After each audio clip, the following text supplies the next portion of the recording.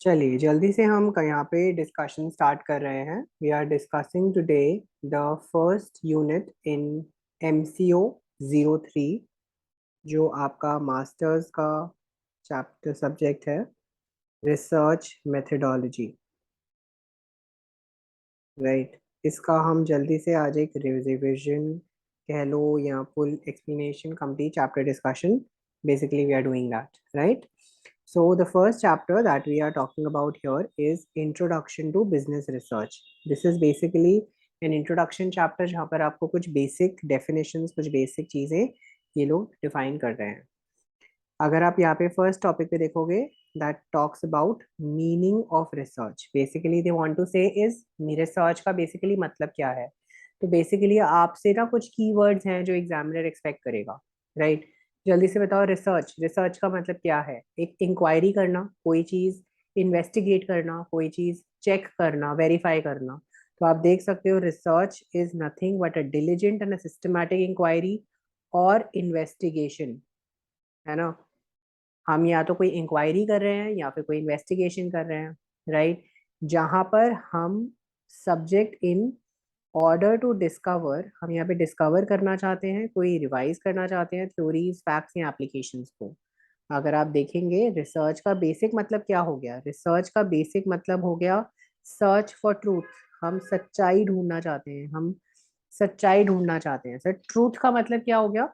यहाँ पे ट्रूथ का मतलब हो गया कि we are trying to get into the reality, we are trying to get into the reality और फैक्ट्स। हम रियलिटी या फैक्ट्स को अंडरस्टैंड करना चाहते हैं, राइट?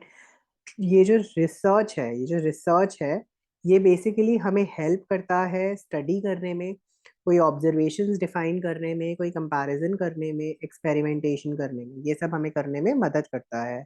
सर, आप यहाँ पे क्या करते हो in research? What are we basically doing?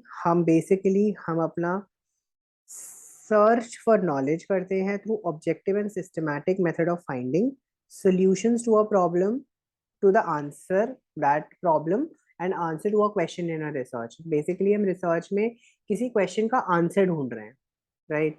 बेटा जल्दी बताओ, सच्चाई का कोई शॉर्टकट मिल सकता है क्या? नहीं मिल सकता। तो हेंस अगर मुझे कोई नॉलेज गेन करनी है तो I can't take up a shortcut out here.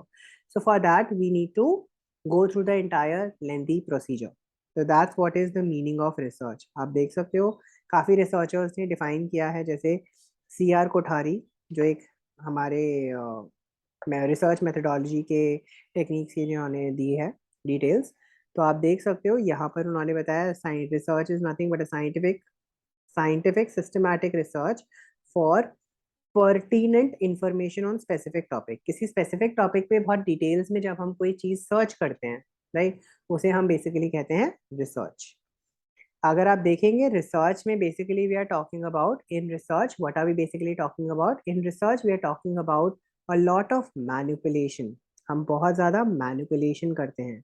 Sir, manipulation of things, concepts and symbols. Sir, what do you mean by things, concepts and symbols? Basically हम मैनिपुलेशन का मतलब क्या हो गया? बेसिकली अगर मैं यहाँ पे वर्ड कहूँ मैनिपुलेशन वर्ड का मतलब क्या हो गया? Purposeful handling. Sir, purposeful handling का मतलब क्या हो गया?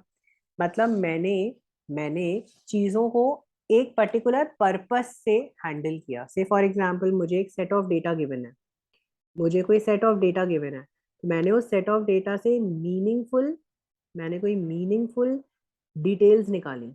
तो वो मेरे लिए बेसिकली यहाँ पे रिसर्च हो गया।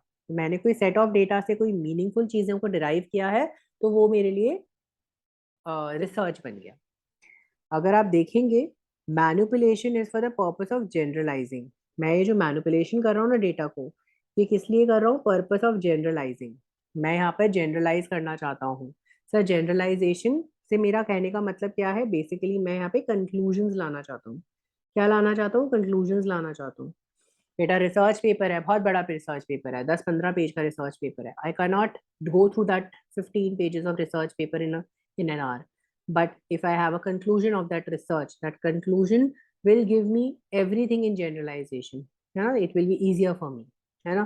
जैसे कि प्राइस इंक्रीज हुआ, प्राइस क्यों इंक्रीज हुआ? There could be many factors, but उनको मैंने समराइज करके एक जगह पे मेंशन कर दिया, तो वो मेरे लिए, मैंने उसको जनरलाइज कंक्लूड अप कर दिया। नेक्स्ट, मेरा जो पर्पस ऑफ रिसर्च है, राइट, मेरा जो पर्पस ऑफ रिसर्च है, राइट, वो एक्सटेंट, करेक्ट और वेरीफाई नॉलेज करेगा। मतलब मैं ये जो अपना डेटा वेरीफाई कर रहा हूँ, मैं जो ये डेटा अपना वेरीफाई कर रहा हूँ, बेटा ये जो डेटा है इसको मैं इस्टेब्लिश इसीलिए कर रहा हूँ क्योंकि मैं इसकी बाउंड्रीज को एनलार्ज कर रहा हूँ। What do you mean bye boundaries को एनलार्ज करना? मैं इनके बीच में से कोई इनकंसिस्टेंसीज हटाना चाहता हूँ। I want to discard the existing knowledge, जो उसमें एग्जिस्टिंग नॉलेज अभी है उसको डिस्कार्ड करना चाहता हूँ और वेरीफाई करना चाहता हूँ कि जो मेरी नॉलेज और प्रैक्टिस आ रही है ना वो बिल्कुल करेक्ट और क्लियर हो। ठीक है सर, इसके साथ साथ मैं एक और चीज करना चाहता हूँ सर, मैं यहाँ पे नॉलेज जो है वो कंस्ट्रक्शन ऑफ थ्योरी या प्रैक्टिस ऑफ एन आर्ट हो सकता है। सर मैं यहाँ पे चाहूँ तो एक थ्योरी बना सकता हूँ। सर थ्योरी मतलब मैं इससे कोई रूल डिराइव कर सकता हूँ, राइट। या मैं चाहूँ तो एक आर्ट का प्रैक्टिस भी कर सकता हूँ। आर्ट का प्रैक्टिस मतलब कोई पेंटिंग बना रहा हूँ क्या? नहीं नहीं नहीं, पेंटिंग नहीं बना रहा हूँ कोई, राइट। मैं यहाँ से कोई मीनिंगफुल रिजल्ट्स निकालना चाह रहा हूँ, राइट, मीनिंगफुल रिजल्ट्स निकालना चाह रहा हूँ। बेटा मेरे जो यहाँ पे रिजल्ट्स हैं वो क्या होने चाहिए? वो कुछ मीनिंगफुल रिजल्ट्स होने चाहिए, राइट। सर मीनिंगफुल रिजल्ट से मेरा यहाँ पे कहने का मतलब क्या है कि मैं इन रिजल्ट्स को यूज कर सकूँ अपनी डे टू डे लाइफ में, राइट। वो जो रिजल्ट होंगे ना, वो रिजल्ट जो होने चाहिए वो मेरे लिए यूजफुल होने चाहिए, right. I hope I am clear. तो ये हमारे लिए बेसिकली रिसर्च की फुल फ्लेजेड डेफिनेशन है, नॉलेज है, राइट। अगर हम बात करते हैं साइंस की, साइंस क्या है सर? साइंस बेसिकली हमारा डिगी करता है नॉलेज से, है ना, ज्ञान से, है ना। कहते हैं ना विज्ञान, साइंस इज नथिंग बट विज्ञान। तो हम जब ज्ञान, we talk about knowledge, so science is nothing but a knowledge, right? It is a knowledge of what? Knowledge of theories and facts. तो बेसिकली जब हम यहाँ पे फैक्ट्स और थ्योरीज को स्टडी करते हैं, इनकी इनकी नॉलेज गेन करते हैं, तो इसे मैं टोटल मिला के मैं इसको कहता हूँ कि मेरे लिए साइंस है। सर क्या रिसर्च एक साइंस है? क्या हम यहाँ पे साइंस कह रहे हैं? साइंस का बेसिकली मतलब क्या है? सर साइंस से हमारा यहाँ पे कहने का मतलब क्या है कि हमारे पास knowledge of not things but of their relations, हमें रिलेशंस की नॉलेज मिलती है। ठीक है sir, science is a process which makes knowledge, it is an approach rather than the content. हम यहाँ पे फैक्ट्स पे ध्यान देते हैं, लेकिन ये मेरे किस पे ज्यादा ध्यान देता है? ये मेरे अप्रोच पे ज्यादा ध्यान देता है, ना कि कंटेंट पे, डेटा पे। साइंस बेसिकली हम इन्वेस्टिगेशन का भी एक तरीका है। साइंस हम आगे देखना चाहते हैं, way of looking at the world. What are we looking, हम कैसे चीजों को देखना चाहते हैं, right. That is also defined here. Sir knowledge and science में बेसिकली क्या रिलेशनशिप है? नॉलेज बेसिकली अगर मैं बात करूं, नॉलेज, नॉलेज का मतलब है नोइंग। नोइंग को हम कह सकते हैं कि भाई हम कोई description of characteristics of certain things, मतलब मैं किसी इंसान को जानता हूँ, मैं किसी इंसान को, चीज को जानता हूँ, मैं उसको कैरेक्टराइज कर सकता हूँ, मैं उसको डिस्क्रिप्शन दे सकता हूँ। That is basically knowledge. यहाँ पे मैं एक और वर्ड यूज करूंगा, awareness. There is also a direct awareness, right, awareness which comes with the perception and sensation. Sir मतलब मुझे जब सामने वाले का नजरिया पता चलता है और डिटेल्स में पता चलता है तो मैं उसको डिस्क्रिप्शन दे पाता हूँ। तो नॉलेज हमारा डिस्क्रिप्टिव होता है। फिर से रिपीट कर रहा हूँ, नॉलेज जो है वो डिस्क्रिप्टिव होता है। सर नोइंग, जो मेरा नोइंग है, जानना, हम बोलते हैं ना knowledge coming from the word knowing. So knowing का मतलब क्या है? नोइंग का जो रिजल्ट है हमारे पास, नोइंग कहाँ से आता है मेरे पास? सर नोइंग मेरे पास एक्सटर्नल रेफरेंसेस से आता है। सर एक्सटर्नल रेफरेंसेस जैसे वो हमारे होते हैं फैक्ट्स। सर एक्सटर्नल रेफरेंसेस से हमारा कहने का मतलब क्या हो गया? एक्सटर्नल रेफरेंसेस से हमारा कहने का मतलब हो गया फैक्ट। तो फैक्ट जो है वो नीदर ट्रू है ना तो फॉल्स है। बेटा मैंने कहा आज बारिश होगी, अभी ना तो ये सच है ना तो ये झूठ है, तो ये मेरा एक फैक्ट है ना। आज बारिश हुई, इज इट अ ट्रुथ और a false? I don't want to come into that details, मैं उस डिटेल्स में नहीं घुसना चाह रहा। मैं यहाँ पे कहाँ घूमना चाह रहा हूँ? मैं बेसिकली एक जजमेंट पे क्लेम ले रहा हूँ कि हाँ जी, मैंने एक जजमेंट दिया, मैंने एक फैक्ट आपको सामने लिखा। जरूरी नहीं है इट मे बी ट्रू और इट मे बी फॉल्स। आप देख सकते हो, अगर मैं हर बिलीफ को, हर बिलीफ जो मेरी हर बिलीफ है, मैं जो मानता हूँ, मेरी नॉलेज है, क्या मैं उसे नॉलेज के साथ इक्वेट कर सकता हूँ? Because some of our beliefs, even true ones, may turn out to be false on verification. बेटा कई बार होता है ना कि हम जब कुछ चीज को सच मानते हैं तो वो अल्टीमेटली निकल के रॉन्ग ही आती है। पेपर बहुत अच्छा हुआ है जी, बहुत अच्छे से पास हो जाएंगे, 90 नंबर, 90% मार्क्स आएंगे। तो क्या 90% मार्क्स एक्चुअली में आ जाते हैं? नहीं आते। हम जब रियल फैक्ट्स को देखते हैं, आंसर शीट में देखते हैं, अरे यार की पॉइंट्स तो लिखे ही नहीं, तो हमें नंबर भी कम मिले। राइट। तो वही चीज हमें यहाँ पे बोलता है कि हम यहाँ पे हो सकता है किसी फैक्ट को जब वेरीफाई करें तो वो फॉल्स भी निकले। हमारा जो विश्वास है, हमारा जो बिलीफ है, वो कभी कभी इनकरेक्ट भी निकल सकता है। राइट। आप देख सकते हैं, प्राइवेट नॉलेज में be transformed into public knowledge by application of certain scientific and common sense procedures. Sir अगर मेरे पास कोई प्राइवेट नॉलेज है, मैं उसे पब्लिक नॉलेज बता सकता हूँ, लोगों को जानकारी दे सकता हूँ, अगर मैं कोई साइंटिफिक या कॉमन सेंस का प्रोसीजर अप्लाई कर लेता हूँ। सर अगर मैं कॉमन सेंस का प्रोसीजर्स अप्लाई करता हूँ, तो मैं अपनी प्राइवेट नॉलेज को पब्लिक नॉलेज में कन्वर्ट कर सकता हूँ। Quite a simple thing. Sir human knowledge जो है वो कैसे आती है? सर ह्यूमन नॉलेज हमें कैसे मिलती है, कैसे कैसे हम जानते हैं? बेटा हम या तो जजमेंट करते हैं या हम किसी पे भरोसा करते हैं, है ना? तो आप देख सकते हो, इट इज द बिलीफ और the judgement about a particular phenomenon, किसी पर्टिकुलर एक्टिविटी या फिनोमिनन पे हम बिलीव करते हैं तो हमें नॉलेज मिल जाती है। राइट। सर ये जो नॉलेज है, क्या ये बिलीफ जो है, क्या ये सपोर्टेड बाय एविडेंस होता है? Not always, right? Some things are always supported by knowledge. Some beliefs are always supported with an evidence, but some beliefs are never supported. हम उन्हें सपोर्ट नहीं कर सकते, है ना? तो जो एविडेंस होता है वो may be based on our perceptions या एक्सपीरियंस होता है। बेटा मैं एक पर्टिकुलर चीज को कैसे एक्सेप्ट कर लूं कि हाँ जी वो हमारे लिए इम्पोर्टेंट है कि नहीं, वो हमारे लिए यूज करना जरूरी है कि नहीं। तो हेंस हमारी जो ऑर्डिनरी बिलीफ होती है उनको यूजुअली हम एविडेंस से सपोर्ट नहीं करते, तो इसीलिए वो हमारे लिए नॉलेज नहीं बनती। राइट। लेकिन अगर मेरे लिए कोई पर्टिकुलर चीज है जिसको मैं सपोर्ट करना चाहता हूँ, राइट, उसमें मुझे एक्सप्लेनेशन चाहिए। जैसे मैंने कहा भैया तू तो पागल है, अब मुझे पागल, मैं किसी सामने वाले इंसान को पागल कह रहा हूँ, तो मुझे क्या, मेरे को प्रूफ तो चाहिए ना भैया को पागल क्यों है। Why have you done such activity? आप देख सकते हो, ऑल साइंस आर नॉलेज। जितना भी मेरे पास साइंसेस हैं वो सारी नॉलेज है, उनसे मुझे नॉलेज मिलती है। बट सर क्या सारी की सारी नॉलेज साइंस है? नॉट रिक्वायर्ड, जरूरी नहीं है। ऐसा क्यों है बेटा, ऐसा क्यों है? अगर आप देखेंगे, मेरा जो साइंटिफिक नॉलेज है वो एक यूनिफाइड, ऑर्गेनाइज एंड सिस्टमैटिक होगा, लेकिन जो मेरा ऑर्डिनरी नॉलेज है वो एक jumble of isolated and disconnected facts होगा, है ना? मैंने बोला वो काला है, राइट, वो इंसान है, राइट, वो मेल है, राइट, वो इग्नू यूनिवर्सिटी में पढ़ता है, राइट, वो इग्नू में पढ़ता है। तो ये मेरे लिए क्या है, कुछ फैक्ट्स हैं, दे आर जम्बल्ड अप। लेकिन मैंने कहा ये जो इंसान है ये इग्नू में पढ़ता है, जिसका जो MCO 03 का सब्जेक्ट पढ़ रहा है, बेटा ये साइंस है जिसमें नॉलेज हम प्रूव कर सकते हैं, प्रूवन फैक्ट है, यूनिफाइड है, ऑर्गेनाइज्ड है, सिस्टमैटिक मैनर में प्रोवाइड करी गई है। राइट। साइंस जो है वो अप्लाई किया जाता है स्पेशल मीन्स एंड मेथड्स के साथ, जहां पर हमारी जो नॉलेज होती है वो या तो ट्रू होगी और एग्जैक्ट होगी। मैं बड़े डेफिनेट के साथ कह सकता हूँ, मैं क्लियर डेफिनेशन के साथ कह सकता हूँ, आप इग्नू के सेकेंड ईयर के स्टूडेंट हो, राइट, क्यों? क्योंकि आप MCO 03 पढ़ रहे हो, ऑब्वियसली तुम्हारे दिमाग में कोई पागलपन फितूर तो नहीं पैदा हुआ ना कि चलो यार मास्टर्स का सेकेंड ईयर का एक सब्जेक्ट है रिसर्च मेथोडोलॉजी, उसको आज पढ़ लेते हैं। जबकि तुमने इग्नू में एडमिशन भी नहीं लिया, और तुमने इग्नू में, तुम्हें पता भी नहीं है क्या है सो कोर्स सब्जेक्ट। तो ऐसे ही तुमने रैंडमली कोई वीडियो आई, तुमने देखना शुरू कर दिया, पढ़ना शुरू कर दिया, ऐसा तो नहीं होता ना। तो hence when we are talking about business research, when we are talking about the knowledge, the science, तो साइंस जो है वो एक पर्टिकुलर ट्रू और एग्जैक्ट मैनर में होगी। जो ऑर्डिनरी नॉलेज होगी वो बेटा बची हुई सारी ऑब्जर्वेशन होंगी, रैंडमली कुछ भी उठाया, उसका कोई मेथडोलॉजी मेथड नहीं होगा, उसका कोई फिक्स्ड मेथड नहीं होगा। सर साइंटिफिक नॉलेज और ऑर्डिनरी नॉलेज, है ना, are not different in kind, उनका काइंड में कोई फर्क नहीं है, ठीक है, तरीके में कोई फर्क नहीं है। सर उनकी एक्यूरेसी ऑफ लेवल, डिग्री में फर्क है, उनकी एक्यूरेसी लेवल की डिग्री में फर्क है। आई होप आई एम क्लियर, कोई प्रॉब्लम तो नहीं है? आई होप यहाँ तक सारा पॉइंट क्लियर होगा। सर अब हम यहाँ पे बात करना चाहते हैं inductive and deductive, right, in logic.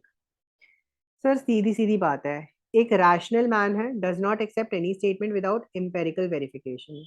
मैंने कहा जी तुम्हें कोविड है, ठीक है, मैं एग्जाम्पल दिया, ठीक है, मैंने कहा मिस्टर ए को कोविड है, जल्दी से बताओ, मैंने इसको क्या, मैंने उनकी शक्ल देखी, मैंने उनकी शक्ल देखी, उनकी आंखें लाल हो रही थी, उन्हें फीवर है, बॉडी गर्म हो रही थी, इस वजह से उन्हें कोविड कह दिया।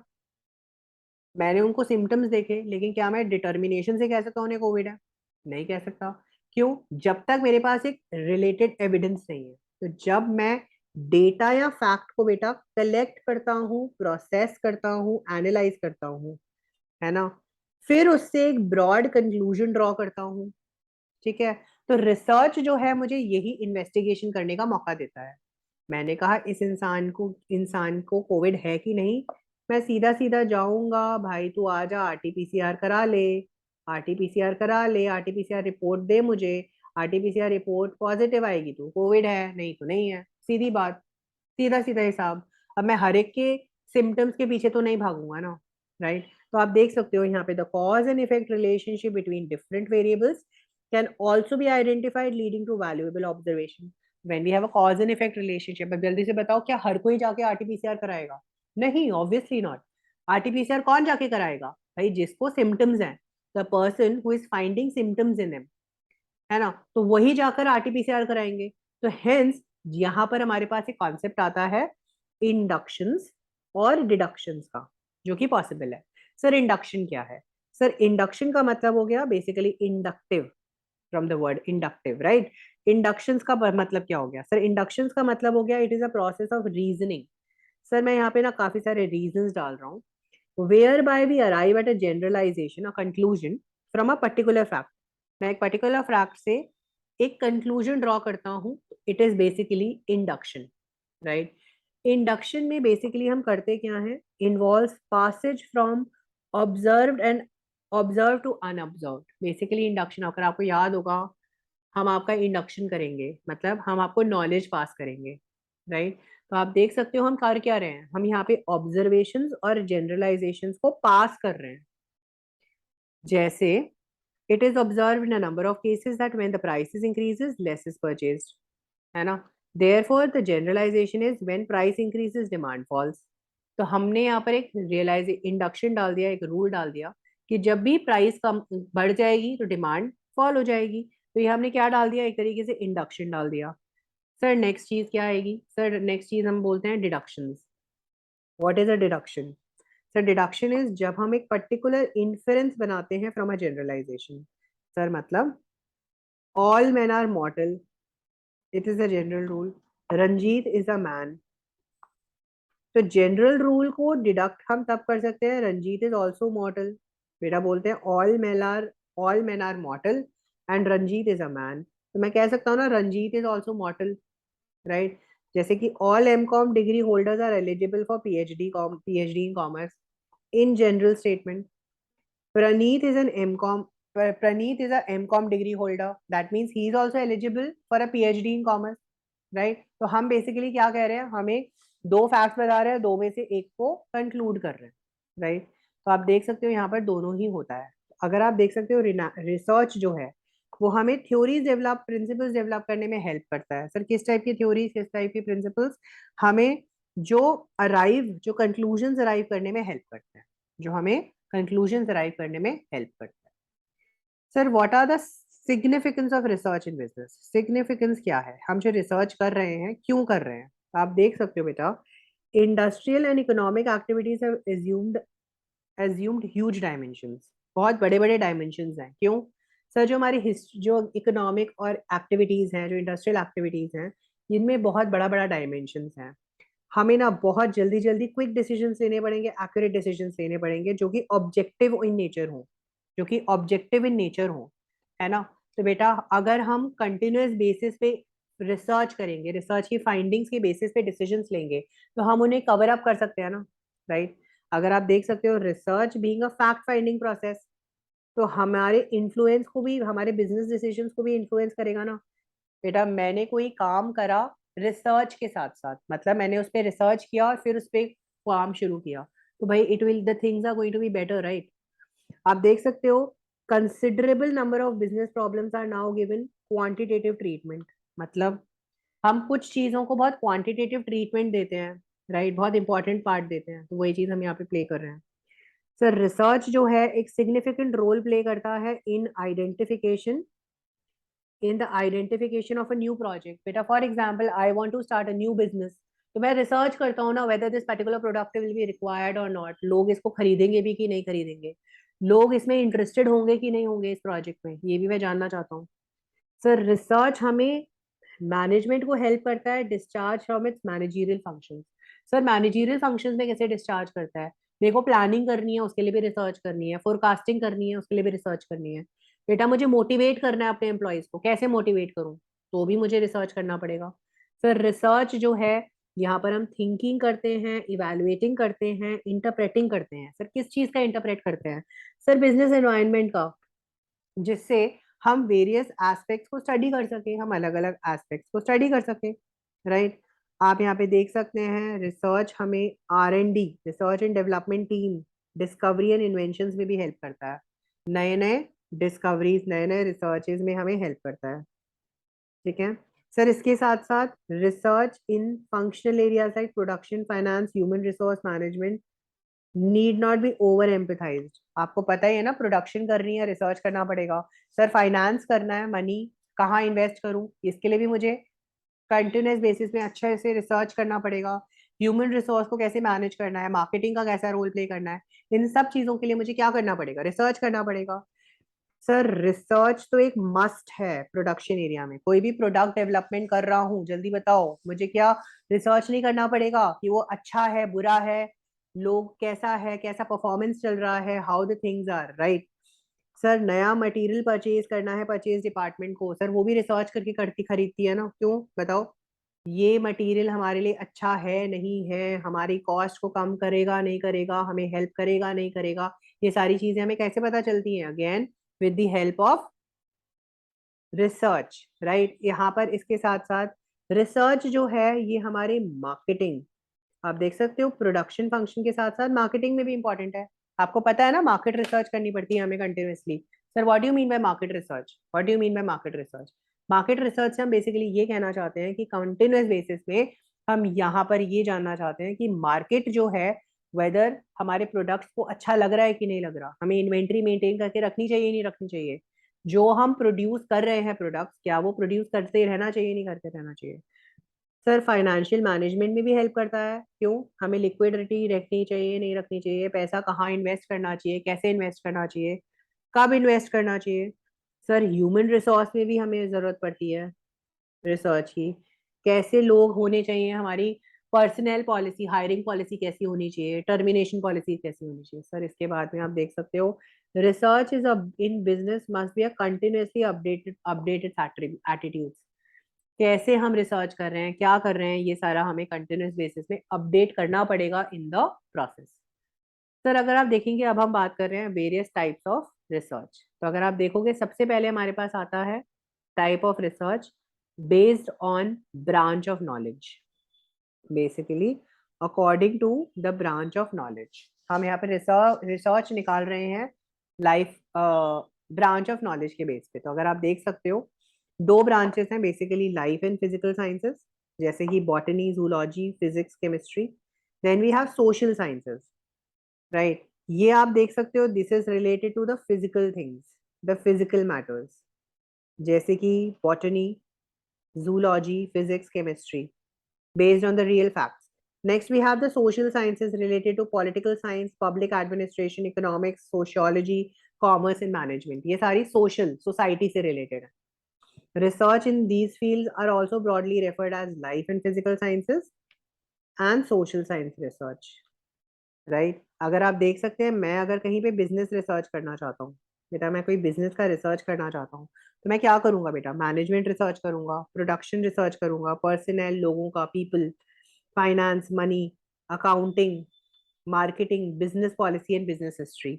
सर अगर आप देख सकते हो, मैं यहाँ पे मैनेजमेंट रिसर्च क्यों करूंगा, जल्दी से बता दो। मैं यहाँ पे मैनेजमेंट रिसर्च क्यों करना चाहूंगा बेटा? मैनेजमेंट रिसर्च में मैं बेसिकली करना चाहूंगा कि मुझे कैसी मैनेजमेंट रखनी चाहिए, कैसी प्लानिंग करनी चाहिए, कैसे काम करना चाहिए। सर मैं प्रोडक्शन से रिलेटेड रिसर्च भी करूंगा, जल्दी बताओ क्यों करूंगा? क्योंकि what I should produce. Sir personal management, what do you mean bye personal management, what do you mean bye personal management? Sir कैसे लोगों को हायर करना चाहिए, कैसी प्रॉब्लम्स लोग फेस करते हैं जॉब्स में। Sir research in financial management, पैसे मनी से रिलेटेड, कहाँ इन्वेस्ट करूँ कहाँ इन्वेस्ट ना करूँ, all these things I want to know. Sir next चीज हमें आती है अकाउंटिंग रिसर्च। अकाउंटिंग रिसर्च मतलब मैं यहाँ पे जानना चाहता हूँ कि कैसी अकाउंटिंग इंफॉर्मेशन की जरूरत है। So here we basically mean to is by से the information by the users of accounting. I hope आपको याद होगा, बचपन में कभी पढ़ा था, है ना। वही चीज हम यहाँ पे जानना चाहते हैं कि हमारे जो यूजर्स ऑफ अकाउंटिंग है उनको कैसी इंफॉर्मेशन चाहिए। Sir marketing research, what do we mean by marketing research?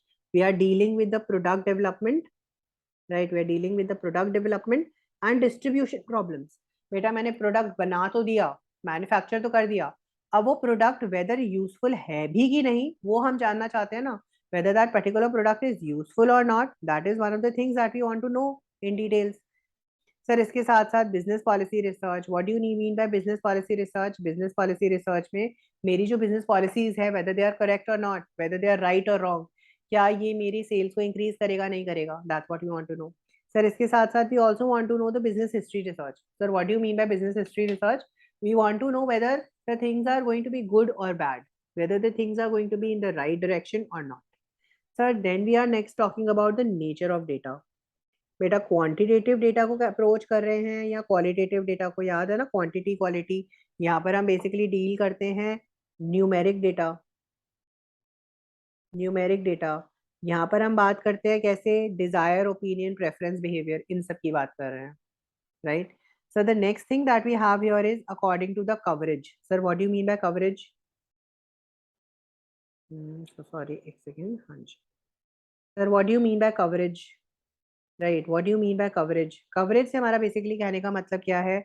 Are we covering the macro study और द माइक्रो स्टडी? इकोनॉमिक्स में कभी पढ़ा था जिंदगी में माइक्रो? माइक्रो मतलब स्मॉल, राइट, माइक्रो मतलब स्मॉल, एंड मैक्रो का मतलब large, right, large level. So basically हम यहाँ पे जानना चाहते हैं किस लेवल पे स्टडी करें, किस चीज को स्टडी करें।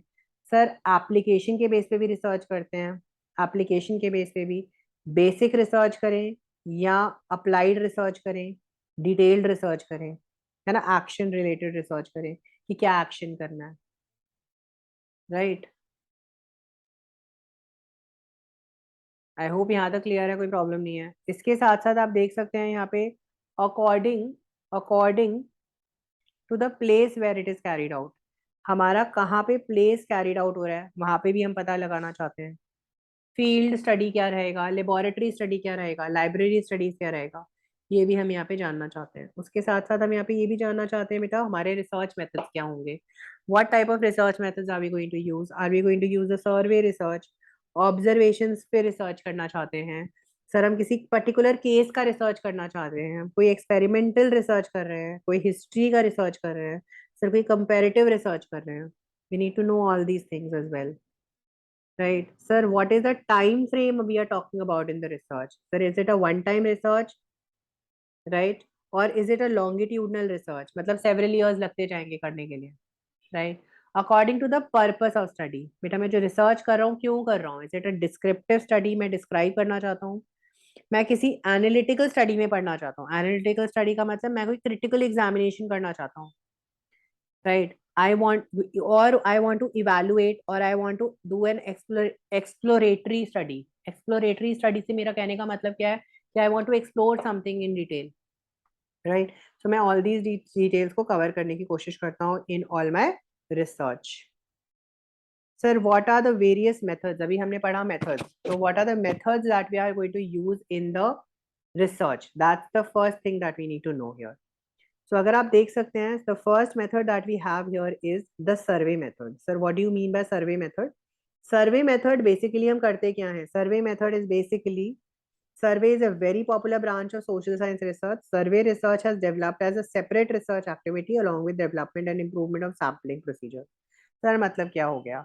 सर्वे का मतलब क्या हो गया? हम लार्ज पॉपुलेशन या स्मॉल पॉपुलेशन का स्टडी करते हैं, हम उनको इंस्पेक्ट करते हैं, हम उनकी ऑब्जर्वेशंस लेते हैं और फिर उनसे सर्वे करवाते हैं बेसिकली लोगों से। सर्वे में हम बेसिकली करते क्या है, पढ़ा था बचपन में 11th स्टैंडर्ड में स्टैटिस्टिक्स में कभी, राइट। सर्वे को हम करते क्या है, सर्वे में होता क्या है बेटा? It is a specification of procedures for gathering information. Basically हम कर क्या रहे हैं बेटा यहाँ पे, केवल इन्फॉर्मेशन को गैदर कर रहे हैं, इकट्ठा कर रहे हैं। हम क्या कर रहे हैं, इन्फॉर्मेशन को इकट्ठा कर रहे हैं, right. I repeat myself, what are we doing, we are trying to gather all the information in around us about a large number of people by collecting information from a few of them। कुछ लोगों से information को collect करते हैं, बहुत सारा ऐसा procedure apply करते हैं जिससे हम बहुत सारा इंफॉर्मेशन गैदर करें। Sir large number of people, उनसे लार्ज नंबर ऑफ पीपल की बजाय लार्ज नंबर ऑफ पीपल के बारे में, है ना। से for example if I say that there are MCom में there are about 10,000 students registered, ठीक है। तो मैं 10,000 स्टूडेंट्स के पास जाने की बजाय, मैं स्टूडेंट्स आर लार्ज, मैं केवल दिल्ली, मुंबई और चेन्नई, इन तीन स्टेट सिटीज की स्टूडेंट्स के पास गया, इग्नू के, है ना। और मैंने उनसे डेटा कलेक्ट किया, तो मैंने सबके बारे में कलेक्ट किया, लेकिन गया केवल एक स्मॉल ग्रुप के पास, राइट। बेसिकली आप कर क्या रहे हो यहाँ पे, आप सर्वे डेटा में होता क्या है, आप डेटा को कलेक्ट करते हो, इन्फॉर्मेशन को कलेक्ट करते हो, ऑब्जर्वेशन कलेक्ट करते हो, पर्सनल इंटरव्यूज लेते हो, आप मेल्ड क्वेश्चनर, उनको क्वेश्चनर मेल करते हो और उनसे डिटेल्स, उनसे जवाब मांगते हो। सर आप उनसे शेड्यूल्स मांगते हो, सर आप उनसे टेलीफोनिक इंक्वायरीज भी मांगते हो। कई बार फोन आता है ना, सर बताओ ना ऐसा अच्छा लगा कि नहीं अच्छा लगा, आपने हमसे बात करी, बताओ अच्छा लगा नहीं लगा, ऐसा तो नहीं था, किसी ने बदतमीजी करी, ये करा वो करा। हाँ तो आते हैं ना, भतेरे कॉल्स आते हैं, हम तो ब्लॉक कर देते हैं, आई नो, लेकिन yet they are all a part of survey, right. I hope I am clear. Survey method के फीचर्स क्या होंगे, what will be the basic features of the survey method. आप देख सकते हो बेटा, यहाँ पर हम एक फील्ड स्टडी कर रहे हैं। सर रिस्पॉन्सेज को सोलिसिट कर रहे हैं, स्टडी कर रहे हैं, गैदर कर रहे हैं। सर गैदर कर रहे हैं इंफॉर्मेशन लार्ज पॉपुलेशन से। Survey covers a definite geographical area, एक सिटी, एक विलेज, एक डिस्ट्रिक्ट, है ना। इसका एक टाइम फ्रेम भी होगा। Sir what do you mean by time frame, time frame मतलब एक फिक्स टाइम। सर यहाँ पर वाइडर सैंपल के बारे में बात हो रही है और हम इंटेंसिव स्टडी करते हैं। इंटेंसिव स्टडी का मतलब हम इन डेप्थ नॉलेज लेते हैं किसी भी पर्टिकुलर सर्वे का। हम क्या लेंगे, इन डेप्थ नॉलेज लेंगे, बहुत डिटेल में उसको स्टडी करेंगे। सर उसके साथ साथ हम यहाँ पे क्या अप्रोच भी अपनाएंगे, सर यहाँ पे हम ऑब्टेन करेंगे personal socio economic facts, believe, attitudes, opinions. उनका क्या ओपिनियन है, उनका क्या फैक्ट है, उसके बाद हम उसको स्टडी करते हैं, right. Sir the second thing that we are studying here is the observation method. सबसे पहला मेथड क्या था बेटा, सर्वे मेथड। सर्वे मेथड में हमने क्या किया, सारे डेटा को कलेक्ट किया, इंटरप्रेट किया, बहुत सारे पॉपुलेशन, बहुत सारे लोगों से डेटा लिया, बहुत सारे डेटा लेकर हमने उसमें इन डेप्थ एनालिसिस करी, अपने सारे रिसर्च से रिलेटेड क्वेश्चंस का आंसर निकाल लिया। That was my first method, that was the survey method. Coming up to the second method which is nothing but the observation method.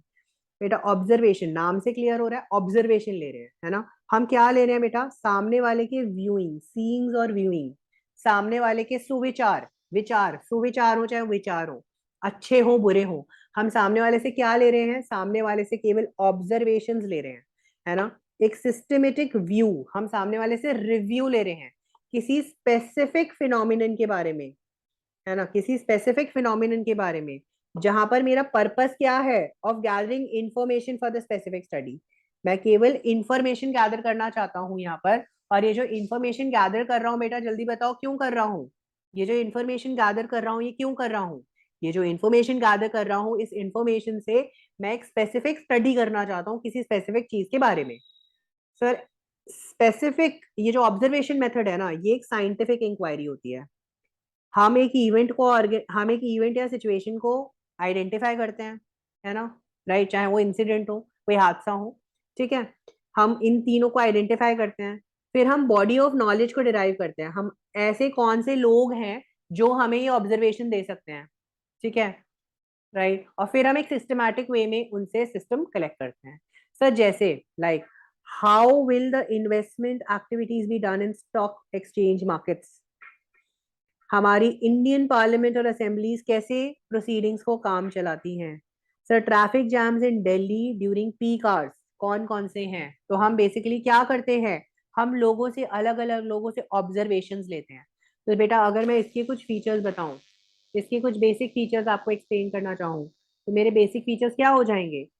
मेरा हो जाएगा कि मैं सी कर रहा हूँ, व्यू कर रहा हूँ, not only see and view but also hearing and perceiving as well, right. मैं यहाँ पे केवल देखना या सुनना नहीं कर रहा हूँ, सर मैं यहाँ पे डेटा को सुन भी रहा हूँ, परसीव भी कर रहा हूँ। सर यहाँ पे फिजिकल एंड मेंटल दोनों एक्टिविटीज में डीलिंग हो रही है sir. So as you can see observation method के फीचर्स क्या होंगे कि बेटा हम ऑब्जर्वेशन में केवल सीइंग या रिव्यूइंग नहीं करते, बट हम पर्सपेक्टिव्स को भी सुनते हैं। पर्सपेक्टिव्स को सुनने से हमारा मतलब क्या है, हम सामने वाले के विचार को भी समझते हैं।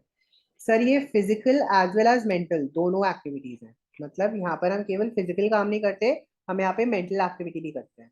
सर यहाँ पे आपको क्या चीज ध्यान रखनी है, यहाँ पर आपको एक चीज बहुत चीज ध्यान रखनी है कि यहाँ पर हम डेटा के कलेक्शन के साथ साथ जो हमारा रेलिवेंट प्रॉब्लम है, हमारा जो रेलिवेंट प्रॉब्लम है, right, in the data in the research, उसको भी एनालाइज करके आंसर करने की कोशिश करते हैं।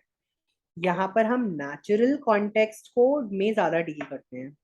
ऑब्जर्वेशन जो होती है वो बहुत सिलेक्टिव नेचर की होती है, मतलब हम यहाँ पे मेजरली डेटा सेलेक्ट करते हैं।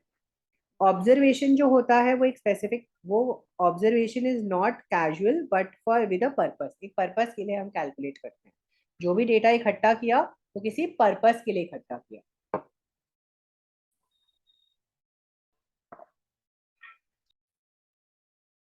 Right, so what ever the purpose of the observation is, वो यूजुअली कैजुअल नहीं होता, एक स्पेसिफिक पर्पस होता है। ऐसे ही रैंडमली किसी चीज का ऑब्जर्वेशन नहीं उठाते, किसी स्पेसिफिक पर्पस के लिए ऑब्जर्वेशन उठाते हैं। सर ऑब्जर्वेशन करने के ना कई सारे तरीके होते हैं। ऑब्जर्वेशन एक नेचुरल सेटिंग होता है ना, जैसे कि लाइव टेलीकास्ट चल रहा है बेटा क्लास का, जल्दी से बता दो, विजिटर्स गैलरी में बैठे हैं। ऑब्जर्वेशन एक आर्टिफिशियली सिमुलेटेड सेटिंग है, जैसे कि बिजनेस गेम्स। डायरेक्ट और according to the mode of the observation, हम उसे कह सकते हैं डायरेक्ट या पर्सनल ऑब्जर्वेशन, या इनडायरेक्ट या mechanical observation from the system itself, right. Sir participating and non participating observation भी हम ले सकते हैं। सामने वाला इंटरेस्टेड है पार्टिसिपेट करने में, सामने वाला नॉट इंटरेस्टेड है in a particular observation testing. Sir the third method that we have here is the case method. Sir case method का मतलब क्या है? सर केस मतलब एक पर्टिकुलर केस से रिलेटेड है ना, जैसे कि बेटा मेडिकल साइंस में होता है, हम एक पेशेंट से रिलेटेड है, एक पेशेंट का हर एक का केस अलग होता है, इसीलिए हर एक की रेमेडी जो होती है वो भी अलग होती है। तो हम पहले डायग्नोस करते हैं और फिर उसको एक रेमेडी प्रेस्क्राइब करते हैं, ठीक है। नेक्स्ट हमारे पास आता है एक्सपेरिमेंटल मेथड, जहाँ पर हम फिजिक्स केमिस्ट्री के रूल्स लेते हैं, एक्सपेरिमेंट करते हैं, राइट। यहाँ पे सोशियोलॉजी साइकोलॉजी में भी हम कई बार एक्सपेरिमेंट्स करते हैं। हम वेरियस मेथड्स अप्लाई करते हैं जिससे हम चीज़ों को एक्सपेरिमेंट आउट कर पाए, चीज़ों को समझा पाए। Then we have the historical methods. Historical methods में हम क्या करते हैं, हम डिस्क्राइब करते हैं, चेक करते हैं, रिसर्चर्स फॉलो करते हैं हिस्टोरिकल अप्रोच। पुराना पास्ट क्या था, पहले क्या ऑब्जर्व किया गया, अब नया क्या होने वाला है। तो बेसिकली हम यहाँ पे क्या करते हैं, critical investigation of events, developments, experiences of past, careful weighing of evidence of validity of sources of information of past, पिछले क्या हमारे पास चीजें अवेलेबल हैं वो सब यहाँ पे हम स्टडी करते हैं। पुराना क्या हिस्टोरिकल हमारे पास गैदरिंग है, क्या कंटेंट है, उसके बेसिस पे हम यहाँ पे चीजों को करते हैं। Last but not the least we have the comparative method wherein we compare, right. क्या कंपेयर करते हैं? कंपैरेटिव बेसिक का मतलब क्या है, इसको हम बेसिकली हम कंपेयर करते हैं। कंपैरेटिव मेथड में हम क्या करेंगे, हम साइंसेस को कंपेयर करेंगे कि एवोल्यूशन मेथड कैसे हुआ, कैसे हमने चीजों को डिराइव किया। अगर आप देखेंगे the origin and development of human beings, their customs, their institutions, their innovations, है ना, यूरोप में क्या होता है, इंडिया में क्या हो रहा है, हम कंपैरिजन कर रहे हैं। तो हम कंपेयर करके यहाँ पर अपना ऑब्जर्व, हम अपना मेथड्स, हम डेटा कलेक्ट कर रहे हैं, रिसर्च कर रहे हैं। अगर आप देखेंगे, अगर मैं कोई भी बिजनेस रिसर्च करता हूँ तो उसमें मुझे क्या क्या डिफिकल्टीज आती हैं, तो सबसे पहली डिफिकल्टी जो मेरे पास आती है कि मेरे पास प्रॉपर ट्रेनिंग नहीं होती, मेरे पास प्रॉपर ट्रेनिंग नहीं होती।